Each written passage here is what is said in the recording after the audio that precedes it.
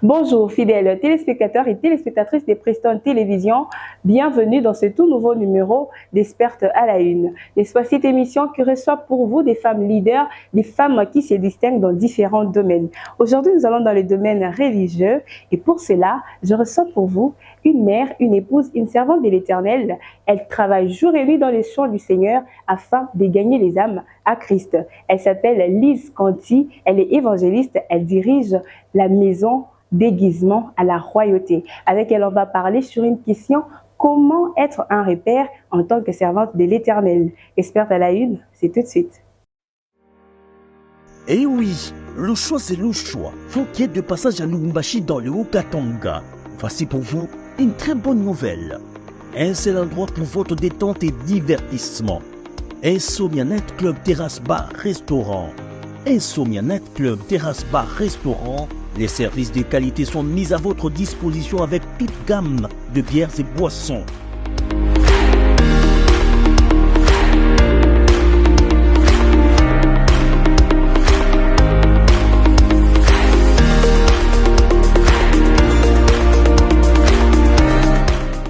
Pour votre restauration, Insomnia Night Club Terrasse Bar Restaurant vous emballe avec tous les secrets culinaires. Au passage, la cuisine congolaise. Vous y trouverez aussi l'espace Lunch Bar.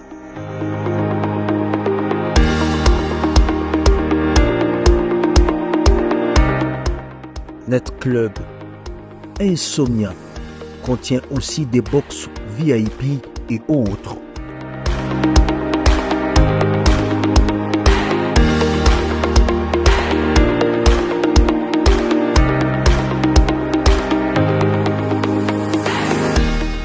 Pour la meilleure détente musicale, les DJ professionnels sont à votre service pour vous régaler.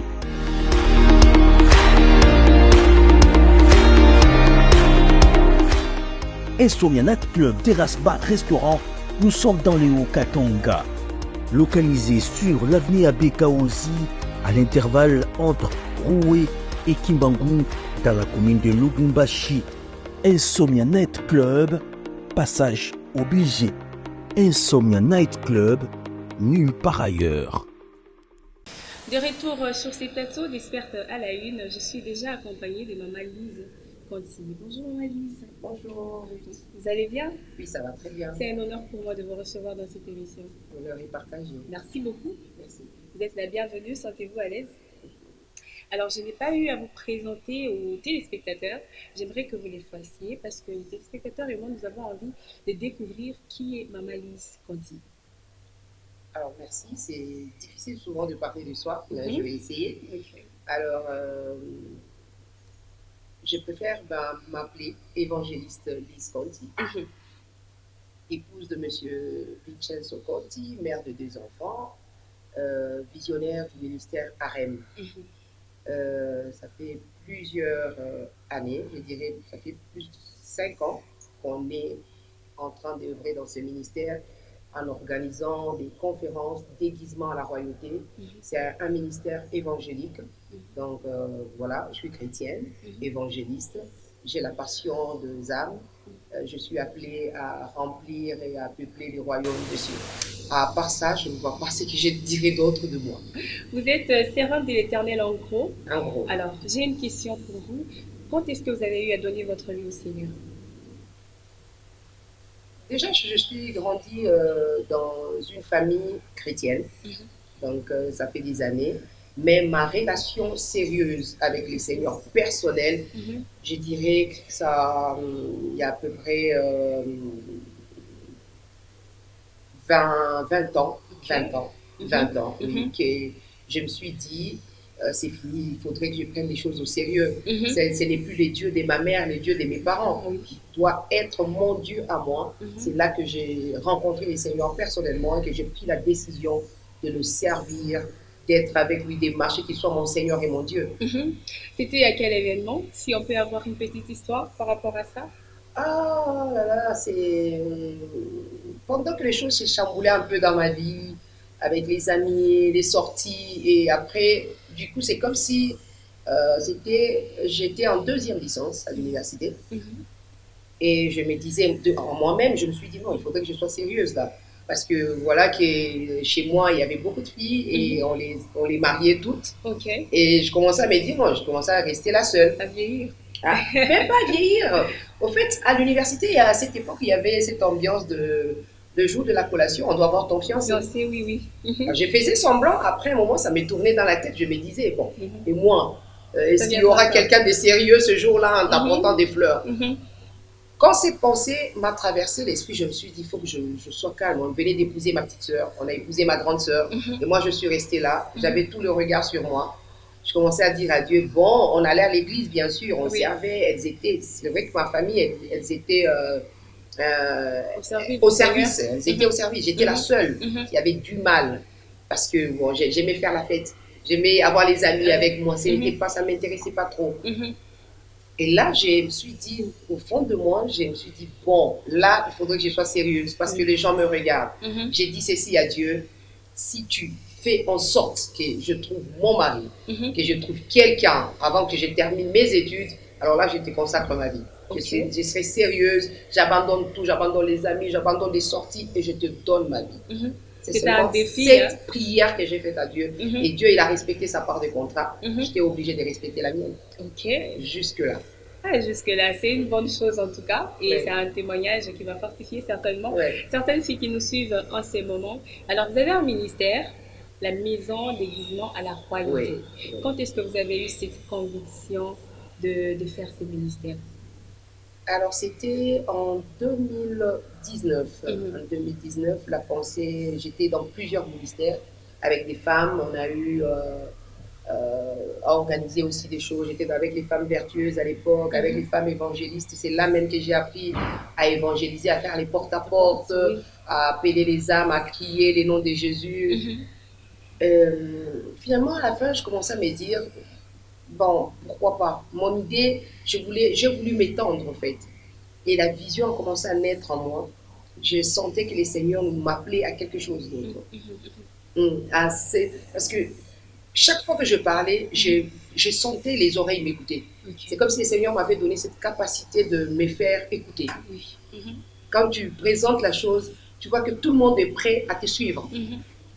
Alors, la pensée est venue et la vision, on s'est assis un moment avec des hommes de Dieu, on s'est dit, bon, on commence à organiser des conférences. Des conférences qui vont rappeler aux gens que le Seigneur revient et il revient bientôt. C'est pas sérieux. C'est pas vient pas chercher les églises, les 4 coins de nos murs d'église, c'est nous qui viendra chercher. Et je regardais aussi autour de moi comment on vivait, comment les chrétiens vivaient. Et je me mettais en doute de beaucoup de choses. Je me suis dit, est-ce qu'on est réellement chrétien par rapport à la vie chrétienne qu'on menait et la vie chrétienne qu'on mène dans nos églises? Est-ce qu'on est réellement chrétien? Il faudrait chaque fois qu'on commence un peu à se remettre en cause, à se poser des bonnes questions. C'est ça. Est-ce que la marche que nous avons, c'est celle-là que le Seigneur attend? C'est au fait ça qui m'a ramené à dire, on organise des conférences pour rappeler aux gens comment un chrétien doit faire, pourquoi on doit s'aiguiser, on doit se préparer à tout moment à la rencontre du grand roi. C'est pour cela le Seigneur nous a donné ces mots-là, harem. Harem, oui. Harem, harem qui veut dire la maison des préparations, la maison déguisement. C'est une maison où Esther est passée avant de rencontrer le roi. Et on l'a remis dans le main d'un chef de la maison de femmes, parce que dans le livre de Louis II, on dit elle est passée à la maison des femmes. Dans le Semeur, c'est là qu'on parle d'harem. Oui. On dit elle est passée à harem, sous la direction d'un chef, pour lui apprendre comment est-ce qu'on se comporte en présence du roi, comment on parle, comment on marche, comment on mange. Alors c'est ça, harem. Harem, c'est, moi je me dis, harem, c'est toutes les églises que nous avons ici, qui doivent avoir le focus à nous préparer à la rencontre finale du roi. C'est pour ça qu'on nous a laissé l'église et le Saint-Esprit, qui est le chef des églises, qui nous apprend tous les jours en nous rappelant que vous n'êtes pas de ce monde, vous êtes chrétiens. Est-ce qu'un chrétien doit faire ça? Est-ce qu'un chrétien doit se comporter comme ça? Tous les jours, nous nous aiguisons pour que quand le roi viendra, qu'il nous trouve dignes et qu'il nous choisisse comme Esther a été choisie. Ah oui, avant Harem, est-ce que vous aviez une église d'attache? Oui, avant Harem, j'avais une église d'attache. Et Alors, avant Harem, Mhm. ma mère, comme je disais, nous sommes une famille chrétienne. Chrétienne, oui. Mhm. Ma mère s'est convertie à l'église du plein évangile de Rama. Mhm. C'est là qu'on a grandi, c'est là qu'on a été baptisé. Alors, j'ai évolué dans l'église. C'était pas pour vous difficile de quitter de là pour fonder C'est votre toujours propre difficile de quitter ministère? sa maison, hein. Oui. Ouais, c'est toujours difficile de quitter sa maison, mais quand il faut y aller, il faut y aller. Sinon, on serait tous là, restés chez nous, et voilà. Quand c'est le temps de quitter, c'est triste. Même quand on vient t'épouser, Oui. chaque fois que tu dois abandonner ton lit, ta maison, tes soeurs, Mhm. c'est triste, mais il y a un chemin qui t'attend à faire, à parcourir seul, Mhm. et il faut le faire. Depuis que vous avez eu à recevoir le Seigneur, à faire ce ministère Harem, Mhm. est-ce que vous êtes fier de vous, du service que vous êtes en train de faire pour les Seigneurs? Bon, je ne sais pas si je dirais que je suis fière de moi, mais je suis heureuse dans ce que je fais. Je suis, bon, pourquoi pas? Je suis fière. Ah oui. Mais ce que je voudrais plus, c'est que le Seigneur soit fier de moi. Mhm. Ça, C'est important. C'est important. Oui. Que le ciel soit fier de ce que je fais. Tout le jour, je me pose la question, est-ce que je suis dans le bon? J'ai mes mesures, j'ai mes calculs. Est-ce que le Seigneur est content dans ce que je fais? Parce que si je me limite à me dire, voilà, je fais bien les choses, ça s'arrête là. Peut-être que je me trompe, peut-être que je suis dans le faux. Même Jésus lui-même, à un moment, il a posé la question à ses disciples. Oui, les gens disent ce qu'ils disent de moi. Et vous, que dites-vous que je suis? Parce qu'à un moment, on veut savoir qu'est-ce que les autres disent, qu'est-ce que Dieu pense de moi. C'est ce qui m'importe, c'est ce que Dieu pense de moi. Et votre mari, qui était une requête, Ouais. que vous avez eu par miracle, par la prière, Oui, est-ce qu'il vous accompagne dans ce ministère? oui, oui, oui. Ça, je le dis avec un oui majuscule. Ok. Oui, c'est un don de Dieu, c'est une bénédiction que je souhaite à toutes les femmes du monde d'avoir. Moi, j'ai vraiment une bénédiction, j'ai béni les Seigneurs pour ça. C'est que mon mari, on s'est connus, il était chrétien catholique. Ok. Comme c'est un Italien catholique, ancré vraiment dedans. C'est avec moi qu'il a accepté les Seigneurs comme Seigneur et Sauveur personnel, et il a accepté de se faire baptiser dans l'eau profonde. Ça, c'est un cadeau que le Seigneur m'a fait. Et il m'accompagne. Côté le ministère, j'ai jamais eu de guerre, j'ai jamais eu de soucis. C'est comme si le Seigneur m'a donné un coussin, une consolation, Au fait, qui me pousse. c'est normal parce que c'est les fruits de la prière que vous Les avez eu fruits à de la faire. prière. Oui. Et vos enfants? Mes enfants Ils vous aussi, accompagnent aussi? ils m'accompagnent aussi, donc c'est merveilleux. J'ai béni les Seigneurs, j'ai béni les Seigneurs. C'est pour ça, je voudrais même dire ceci, si avant de commencer à penser à fonder une famille, il faut mettre les Seigneurs devant. Tout ce qu'on demande à Dieu, quand il te le donne, c'est comme la Bible le dit, sa bénédiction ne s'est fait suivre d'aucun chagrin. D'aucun chagrin. Avant de prendre quoi que décision, avant de dire oui à un homme, à une femme, mettons Dieu devant. S'il est alpha devant quelque chose, il sera aussi oméga. Il ne faut pas d'abord que tu te lances et puis que tu appelles alpha, après il ne viendra pas. Laisse-le être alpha dans ta vie, il sera aussi oméga. C'est ce que je suis en train de vivre, c'est le bonheur, mes enfants m'accompagnent et je bénis les Seigneurs, je voudrais que ça reste ainsi. Oui. On espère en tout cas que ça va rester ainsi. Amen. Alors aujourd'hui, on va parler sur la question comment être un repère en tant que servante de l'Éternel. Et la première question, c'est de savoir quels sont les éléments de base pour être un repère en tant que servante de l'Éternel. Parce que vous êtes servante de l'Éternel. Vous travaillez dans les champs du Seigneur. Quels sont les éléments de base pour être un repère en tant que servante de l'Éternel? Moi, je dirais les éléments, il y en a plusieurs. Il y en a plusieurs, je peux prendre quelques éléments. C'est que déjà quand on est un repère, on a les yeux de tout le monde sur soi, sur nous. Et on est un élément indicateur. Les gens nous regardent, ils veulent suivre, ils veulent être comme nous, ils veulent se faire guider. Ce que moi je dis, c'est ce genre de personnes, les éléments qu'ils doivent avoir, c'est que ça doit être d'abord premièrement des modèles dans tout ce qu'ils font, des modèles dans leur marche avec le Seigneur. Basiquement d'abord, dans leur comportement. Aujourd'hui, j'étais en train de dire à quelqu'un, le ministère sans un bon caractère, ça ne sert à rien, c'est foutu. Aujourd'hui, le ministère, la chrétienté doit marcher avec ton caractère. Tu ne peux pas avoir deux choses à la fois. C'est que tu dois être un modèle, avoir un bon comportement, être une lumière sur le sommet, sur la montagne, une lumière que tout le monde regarde. Ah oui. Quand on est dans le noir et qu'il y a des insectes tout autour de nous, dès qu'on allume la lumière, tous y viennent. Oui. Ils viennent vers cet élément indicateur. C'est que toi, tu dois donner la vie. Tu dois faire attention à comment tu marches, comment tu te comportes, où tu t'arrêtes. Parce qu'il y a des gens qui te suivent. Ces gens-là, tu peux être un moment une pierre d'achoppement. Une fois que tu te gares, l'élément indicateur s'égare. C'est que tu peux emporter plusieurs avec toi.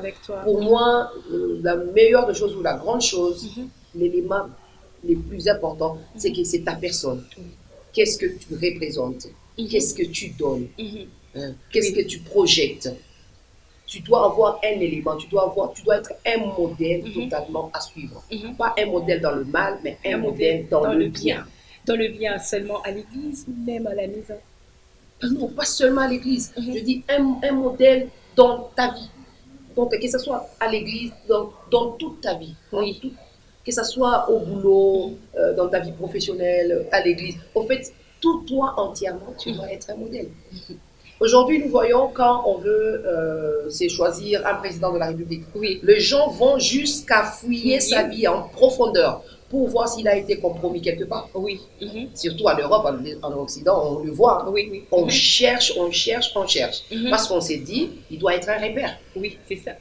Il doit, comment je veux dire, le mot m'échappe. Il doit avoir une bonne vie dans le passé. Il faut qu'il inspire. Il inspire la génération future. La génération qui vient, on doit parler de lui comme on a parlé de Martin Luther King, qu'on a parlé de ces grands hommes.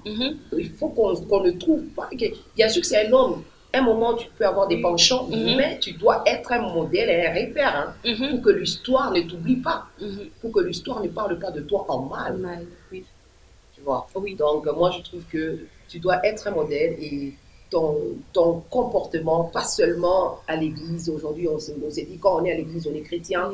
Mais quand on est hors église, c'est deux personnes. C'est comme si il y a deux personnes en nous. Et ça, Dieu n'aime pas cette nature-là.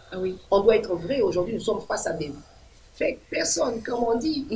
Des personnes, des fausses personnes. À l'église, c'est vraiment un homme de Dieu dans le ministère. Mais au fond, c'est un loup ravisseur, comme la Bible les appelle. Alors ça, il faudrait éviter. Comment on peut être repère avec ça? Dis-moi. C'est impossible. Impossible. Alors, en tant que repère, est-ce qu'il y a aussi des défis à relever? Ah oui. Il y en a beaucoup. Il y en a beaucoup. Par exemple, moi, c'est chaque jour, tu te dis, il y a des moments, par exemple, tu n'es pas très en forme. Tu es un repère, tu dois conduire. Tu sens que ces jours-là, c'est la chair qui prend le dessus. Mais tu dois relever les défis là, de te montrer, par exemple, de sortir de chez toi en colère. C'est un exemple. Hein? C'est un exemple de sortir en colère parce que tu t'es dit, voilà, on te connaît, on sait que tu as des soucis des âmes, tu es évangéliste. Est-ce qu'un évangéliste doit faire ça? Par exemple, il y a aussi les défis tu t'es dit, tu arrives devant des personnes qui te méprisent. Par exemple, tu es dans un assemblée où les gens, pour eux, la femme, qu'elle se taise, qu'elle reste dans ses casseroles. Ça, c'est un défi que moi, je rencontre. Une fois que je suis face à ces genres de personnes, qu'est-ce que je dois faire? Je dois relever les défis. Je dois faire plus. Je dois faire, surtout quand tu as des gens qui te disent, mais qu'est-ce que tu pourras? Est-ce que tu as vu ça? Est-ce que toi, mais c'est quoi ça? Reste là tranquille, pique alors comme un boucari. Toi, tu n'as rien à dire, reste à la cuisine. Voyez un peu. Face à ces genres de personnes, ça, c'est un défi pour moi, en tant que femme, qui veut parler de Jésus, qui crie très fort, et tu te retrouves devant les hommes. Il y a dans des assemblées où on te regarde comme si, voilà, descends de là, fais vite, parce que tu nous dis rien, on ne comprend rien. Et j'essaie de relever ces défis-là et de dire au Seigneur, donne-moi la force qu'il faut, parce que l'esprit n'est ni pour homme, ni pour la femme. Je prêche Jésus, tu sens le cœur des hommes touchés, ils se tiennent debout, ils acclament. Je dis, Seigneur, merci parce que tu as relevé ces défis-là. Ça, c'est un grand défi qui m'accompagne toujours. Surtout dans notre pays, il y a des églises où on n'accepte pas. On n'accepte pas. Et un autre défi? Il y en a un autre? Bon, il y en a, comme je disais là, il y a aussi un défi que je dois relever, c'est avec mes enfants. Ok. Ouais, ça aussi, en tant que mère, Mhm. en tant que aussi épouse, je dois réussir dans mon mariage. Ça, c'est un défi. Mhm. Parce que si tu ne réussis pas, les gens te regardent et te diront, mais qu'est-ce que tu nous prêches? Mhm. Pendant que Tu chez as toi, ça ne va échoué ton pas. Tu as mariage. échoué ton mariage. Ah oui. Avec ton mari, ça ne va pas. Les Mhm. comportements de mes enfants, ça aussi, c'est un défi que j'ai toujours devant moi. Mhm. Ce sont des adolescents. À un moment, ça veut écouter Dadju. Ah oui. À un moment, dans ma maison, ça veut écouter, voilà, je ne sais pas qui chante leur Mhm. musique. Et moi, je me lève et je dis, non, pas ça chez moi. Parce que ça, c'est une maison de prière. Et Je reçois des intercesseurs chez moi, ils ne doivent pas écouter ça. Mhm. Tu vois que ça, c'est compliqué. À un moment, il y a des disputes comme ça, mais je les fais comprendre. Je sais que je suis en train de m'imposer. Oui. C'est un défi que je dois relever, réussir, que mes enfants réussissent. Que ça soit à l'image d'une famille chrétienne. D'une famille chrétienne. Et c'est Ah pas oui. facile. Ça, ce sont des défis personnels que j'ai. Mhm. Mhm. Donc, Alors, Maman Lise, est-ce qu'il y a des inconvénients et des avantages liés au fait qu'on cherche à être un repère? Est-ce qu'il y a des avantages et des inconvénients? je dirais oui, les avantages, il y en a. Les Mhm. avantages, c'est déjà, je prends toujours Votre exemple? mon exemple. Oui. Les avantages sont que quand tu m'as posé la question, est-ce que tu es fier? Mhm. C'est que si je dis que je suis fière, c'est qu'il y a des Il y a avantages. des avantages, oui. De faire un bon boulot, Mhm. d'être un repère quand tu marches là, tu entends même les tout petits, tu te dis, Maman Lise, Mhm. comment ça va? Moi, je veux être comme toi. Ah oui. Tu vois, tu te dis, ok, donc j'influence. Mhm. On peut me suivre, c'est que j'influence dans les bons. Oui. C'est bon. Mhm. Et ça, ce sont les avantages. Donc, je suis heureuse, Mhm. mais je me dis, le ciel est content si je peux changer la vie d'une personne en parlant de Jésus. Mhm. Si je peux présenter Jésus à une personne, ça, ce sont les avantages. Ah Qu'est-ce oui. qu'est-ce que on va vouloir d'autre que ça Mhm. pour moi évangéliser? Mhm. Que quelqu'un dise oui à Jésus. Ah Ça, oui. c'est la meilleure des choses. Ça, c'est des avantages. Je me dis que le ciel est content. On a écrit ton nom quelque part. Il y a une Mhm. fête au ciel. Mhm. Même si le monde ici ne te remercie pas, Mais mais au ciel, il y a une très grande il y félicité. a une très grande fête. Mhm. Les inconvénients. Les inconvénients sont que quand tu rates, tu vois, Oui. aujourd'hui j'ai vu des gens faire des erreurs, Mhm. juste peut-être parce qu'ils sont humains et ces erreurs-là sont eux qui étaient des repères. Mhm. Ils ont juste trébuché un tout petit peu. Regarde comment on le massacre. Ah Ça, oui. ce sont les inconvénients d'être repère. Mhm. Moi, je me dis, on ne voit plus l'homme sur les réseaux sociaux. Il suffit juste d'un petit rien. La façon que le monde te jette des pierres, Mhm. on oublie tout ce que tu as apporté dans la vie des autres. On te traite de tout. Mhm. Ça, ce sont les inconvénients. Moi, je me dis que le Seigneur me préserve de ça. Ah oui. Parce que si tu n'as pas un cœur solide, Mhm. c'est là que la personne se jette à terre. Il y en a aujourd'hui Qui rentrent dans le monde. qui rentrent dans les mondes, qui sont même prêts à se suicider. Mhm. Parce que pour une petite erreur, le monde est tombé sur eux. Mhm. Ces inconvénients, il faut faire très attention de où on met les pieds. Mhm. Et que le monde aussi soit un peu indulgent.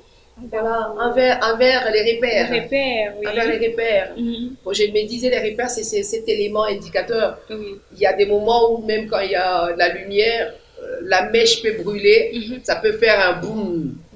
Il faudrait qu'on comprenne, Oui. que c'est un homme et nous, on sera toujours avec toi. Il y a toujours des gens loyaux là, Mhm. qui t'accompagneront. Il y en a aussi qui vont t'enterrer, qui voudront même t'effacer. C'est ça. Ces inconvénients, c'est juste ça. Mhm. Alors moi, je prierai que le Mhm. Seigneur nous aide quand les moments difficiles arriveront, parce que ça arrive toujours, Oui, ça arrive toujours, que le Seigneur nous donne la justement. force de Mhm. surmonter cela et de continuer la marche. Mhm. Ce qui n'est pas bien, c'est d'abandonner, C'est et de laisser d'abandonner. tomber. Oui. Ce qui n'est pas bien, c'est d'abandonner et de laisser tomber.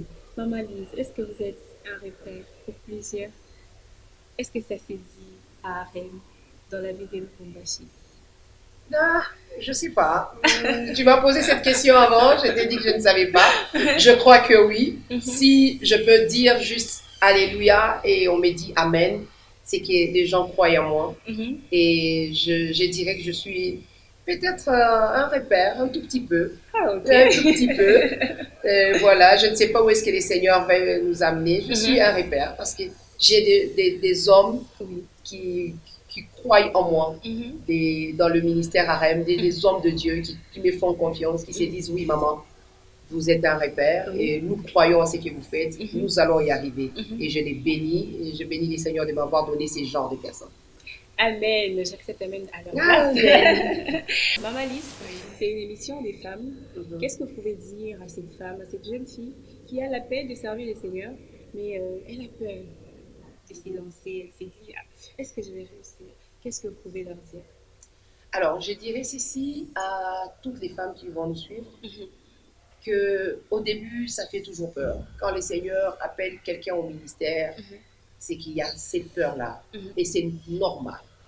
Tu ne peux pas te lancer dans les choses de Dieu comme ça sans avoir cette force qu'on appelle le Saint-Esprit. Mhm. La Bible dit, cet esprit survenant sur vous, c'est cet esprit qui vous donnera le courage d'aller crier que Jésus est Seigneur. Oui. C'est cet esprit qui a touché Magdala après la résurrection. Elle est allée chez les hommes, aller leur dire, réveillez-vous, il n'est plus dans le tombeau, Il est vit. ressuscité, ah oui. Alors, Mhm. sans cette force-là, tu ne sauras rien faire. Le monde va t'étouffer. Nous sommes dans un monde où on écrase les étoiles. Mhm. Si tu as une petite voix, on va faire en sorte que ça reste, qu'on te fasse même taire. Mhm. Moi, je veux dire à cette femme-là qui sent qu'il y a cet appel, Oui. tu sens que tu as quelque chose, commence à t'exercer. Demande-là au Saint-Esprit de te donner la force. Cet appel-là, ce n'est pas toi qui t'es appelé, c'est le Saint-Esprit, c'est Dieu qui t'a appelé. Mhm. C'est Dieu qui allume la flamme-là en toi pour que tu ailles le servir. Demande au Saint-Esprit de te donner la force. Ne reste pas derrière. Ce n'est plus le temps de rester derrière. Le monde va vers sa fin et nous sommes en train d'aller au soir de cette terre. Mhm. Si tu ne fais rien, dis-moi, c'est quel rapport que tu donneras au maître? J'ai l'habitude de dire ceci. Ah oui. On ne nous a pas envoyés sur la terre pour être des touristes. Mhm. Nous sommes ici pour une mission. Ah La mission, dès qu'on l'a finie, on a un rapport à donner au maître, au Mhm. créateur du ciel et de la terre. Oui. Quand tu seras devant le maître, quel rapport donneras-tu? Mhm. Non, Seigneur, j'avais peur. J'avais peur. Il te dira, mauvais serviteur. Mhm. Ta place, c'est le feu de la guerre. Mhm. Alors, pour bien faire le rapport, il faut surmonter la peur. Mhm. Il faut avoir le courage. Tous ceux-là que le Seigneur a appelés dans la Bible, il les a dit, fortifie-toi et prends courage. Mhm. Parce que le Seigneur sait que sans son Saint-Esprit qui nous donne le courage et la force, Mhm. nous aurons peur comme des feuilles, nous allons trembler devant le monde. Il nous faut le Saint-Esprit. Je te conseillerais de prier, de demander que le Saint-Esprit soit là pour te donner du courage Mhm. d'avancer. De la même façon qu'il a fait avec moi, Oui. qu'il le fasse aussi avec toi. Mhm. Tiens-toi debout, c'est le temps de prêcher l'évangile. C'est fini cette histoire de la femme, ses thèses, qu'elle regarde la cuisine, qu'elle Vide, regarde. oui. Non, non, non, c'est fini. C'est La fini. femme a son mot à dire et c'est la première évangéliste de la Bible, c'est la femme. Mhm. Cette femme samaritaine, quand elle a croisé Jésus, Mhm. elle a amené tout son village à Christ. Elle a dit, venez voir, c'est lui qui m'a tout dit, c'est lui qui a changé ma vie. Toi aussi, femme qui m'écoute, il est temps que tu te lèves et que tu amènes tout ton village à Jésus-Christ. Parce que l'évangéliste numéro 1 de la Bible, c'est une femme. C'est une femme. Alors, ça, c'était adressé aux jeunes filles Mhm. et aux femmes mariées. Oui, Elles aussi, elles ont les ministères. Elles ont Mhm. envie de servir. oui. Non, qu'est-ce que le mari est dur. Non, tu ne sers pas. Tu dois rester à la maison. Qui veillera sur l'éducation de tes enfants? Qu'est-ce que vous pouvez dire à ces femmes? Et à ces hommes aussi, hein? Mhm. Alors, qu'est-ce que je peux leur dire? Mhm.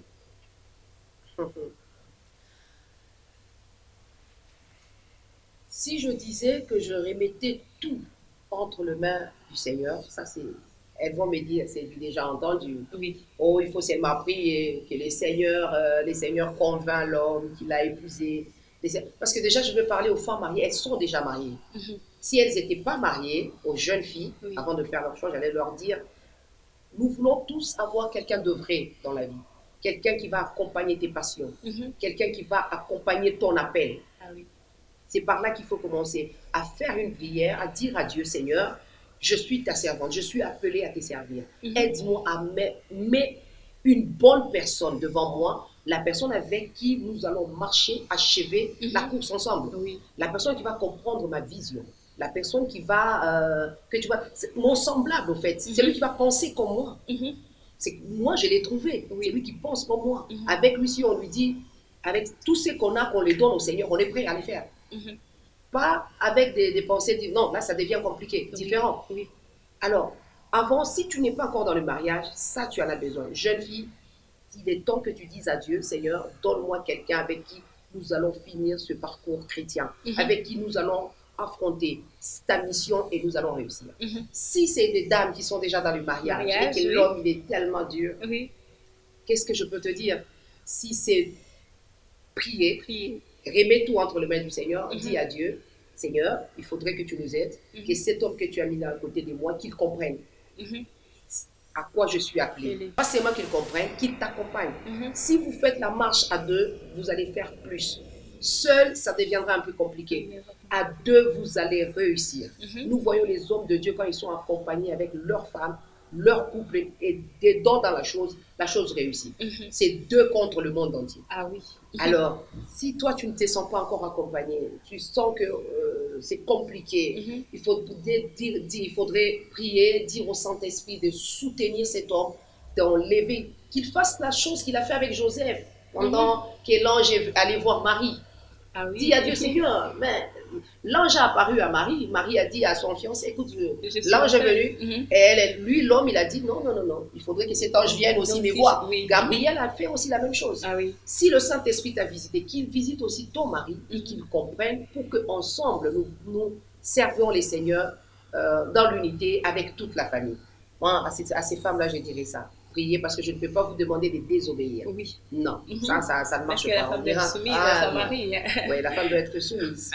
Maman, vous pouvez nous parler en quelques mots de votre conférence que vous organisez le 15? Alors, oui, merci beaucoup. Je vous en prie. Alors, le 15 décembre 2024, nous organisons une conférence déguisement. Comme à chaque fin de l'année, on organise la grande conférence, on rassemble plusieurs hommes de Dieu de partout. Et la mission qui est là, c'est comme j'avais dit, la mission d'Arène, c'est de nous rappeler que Jésus revient et il revient bientôt. Changeons notre façon de marcher, changeons notre façon de voir les choses, notre façon de nous comporter, soyons des véritables chrétiens. C'est pour ça que nous l'appelons la conférence déguisement. Dans l'aiguisement, nous voyons, on n'aiguise pas avec du chiffon. On n'aiguise pas avec du papier, on aiguise avec du fer. C'est que ce sera un message qui fera peut-être mal, mais c'est un message qui nous amène au ciel. Parce que Dieu, quand il entre dans la vie d'une personne, il enlève les écailles. Comme on fait avec le poisson. On n'enlève pas en caressant, on l'enlève avec du fer pour que cela soit lisse, pour que nous puissions plaire au Seigneur. Alors, le 15, nous serons à la salle Choukra, sur Roux et Coinkilo, à côté de l'école au Fundi. Et à partir de 14h30, nous serons là, de 14h30 à 19h. Caribou, les hommes de Dieu sont là. Nous aurons comme invité l'apôtre Igubaya et les pasteurs Lamek Barwani et moi-même. Et les adorateurs, oui, moi-même. Et les adorateurs de la place seront là. Nous allons passer un bon moment. Ça sera un culte agréable à notre Seigneur Jésus. Surtout, nous allons quitter de là avec quelque chose. Nous allons quitter Lila avec quelque chose. Merci beaucoup, Maman Lise. C'était un plaisir pour moi et un honneur de vous recevoir dans cette émission. Merci beaucoup. Le plaisir est partagé. Merci. Alors, fidèles téléspectateurs et téléspectatrices des précédentes télévisions, ça n'est fini pour cette émission Experte à la une. Nous vous fixons rendez-vous prochainement avec le même et réel plaisir. Au revoir.